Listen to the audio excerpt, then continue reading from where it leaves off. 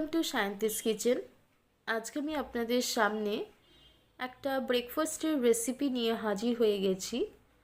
ওটসের গোলা রুটির রেসিপি আপনাদের সঙ্গে আজকে আমি শেয়ার করে দেখাবো। তো চলুন দেখে নেওয়া যাক আজকের এই রেসিপিটা। তো দেখতেই পাচ্ছেন একটা মিক্সিং জার নিয়ে নিয়েছি। সেখানে আমি এই যে ওটসটাকে জলে ভিজিয়ে রেখেছিলাম, তো সেই ওটসটা আমি দিয়ে দিচ্ছি। ওটস কিন্তু অনেকেই খেতে চান না, তো এইভাবে যদি তৈরি করে দেন বাচ্চা থেকে বড় সবাই কিন্তু ওটস খাবে। আর যাদের ধরুন শরীরের প্রবলেম আছে তারা কিন্তু ওটস খেতেই পারে, এবং সবারই কিন্তু সত্যি কথা বলতে ওটস খাওয়াটা উচিত। দিয়ে দিচ্ছি এখানে মুগ ডালটাকে আমি ভালো করে কিন্তু ধুয়ে রেখেছিলাম, তো সেটা আমি এর মধ্যে পুরোটাই দিয়ে দিলাম দুটো রসুন, একটা কাঁচা লঙ্কা দিচ্ছি।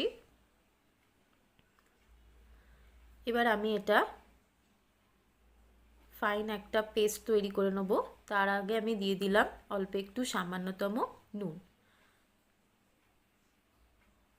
তো এবার একটা পাত্রে আমি এই যে ওটসটা যে মুগ ডালের সাথে পেস্ট করে রেখেছি সেটা আমি এর মধ্যে দিয়ে দিলাম।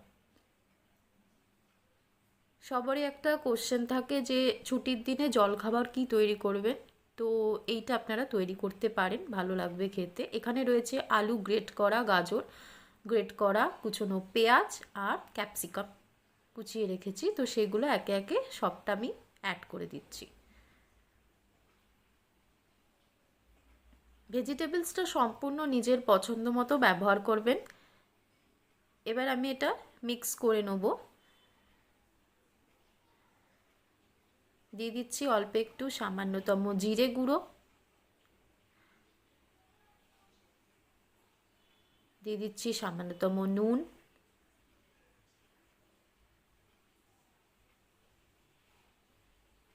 দিয়ে দিচ্ছি গরম মশলা,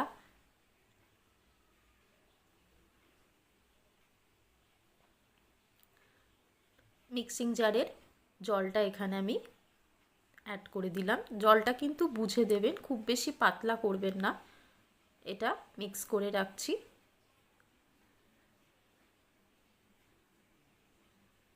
দেখতেই পাচ্ছেন মিক্স করে আমি রেখে দিচ্ছি। কোনো রকম যেন লাঞ্চ না থাকে এমনভাবেই কিন্তু এটা মিক্স করতে হবে।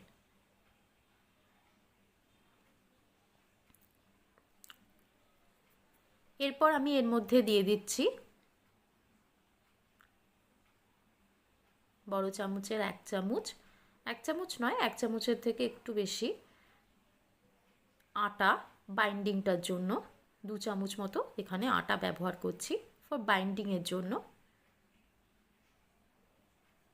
দিয়ে এটা ভালো করে মিক্স করে নিচ্ছি।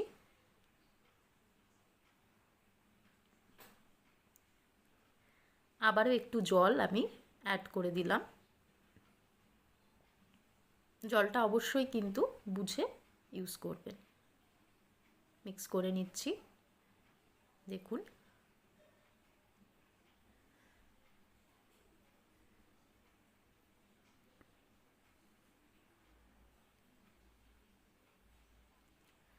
তো মিক্সিং কমপ্লিট, আমি এটা রেখে দিলাম। তাওয়া প্যান বসিয়ে দিয়েছি, অয়েল ব্রাশ করে দিচ্ছি। একদম লো ফ্লেমে আমি গরম করে নিচ্ছি তাওয়াটাকে। ভালো করে কিন্তু অয়েলটা ব্রাশ করে দেবেন। অবশ্যই রান্নাটা আর কি সাদা তেলেই করব। গরম হয়ে গেছে, তো এবার আমি একে একে দেখুন এইভাবে দিচ্ছি। 1 চামচ দিলাম, আরও 1 চামচ দিয়ে এটাকে এইভাবে স্প্রেড করে দেবো। খুব বেশি বড় করব না, এক পাশটা ভালো করে হতে দেবো। একদম মিডিয়াম ফ্লেমে এটাকে এক পাশটা আমি হতে দেবো, দেন অপর পিঠটা উল্টে দেবো হওয়ার পরে। দেখতেই পাচ্ছেন